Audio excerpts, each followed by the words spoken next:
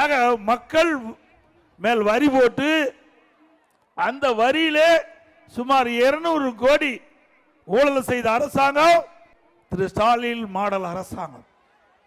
நாம சொல்லல, இந்த அரசுக்கு இங்க இருக்கின்ற மக்கள் கொடுத்த புகாரின் அடிப்படையிலே இந்த அரசாங்கமே விசாரிக்கப்பட்டு இதில் முறைகேடு நடந்திருப்பதாக முன்னாள் பணியாற்றி ஓய்வு பெற்ற அதிகாரிகள், இப்போது இருக்கின்ற சில அதிகாரிகள் இன்றைக்கு கைது செய்யப்பட்டு பத்திரிகையில் வந்த செய்தி. அது மட்டுமல்ல, இந்த மாநகராட்சியுடைய மேயர் அவருடைய கணவர் இன்றைய தினம் கைது செய்யப்பட்டிருக்கிறார். இருப்பது இந்த மாநகராட்சிக்கு மேயராக இருப்பது ஒருவர், கைது செய்யப்பட்டது அவருடைய கணவர். எப்படி முறைகேடு நடந்திருக்கு என்று சொன்னால் மேயரை கைது செய்திருக்க வேண்டும். அவர் இல்லாம அவருடைய கணவர் முறைகேடு நடந்திருக்கும், அவருடைய உத்தரவின் பேரில் இல்லாம முறைகேடு நடந்திருக்க வாய்ப்பு இல்லை.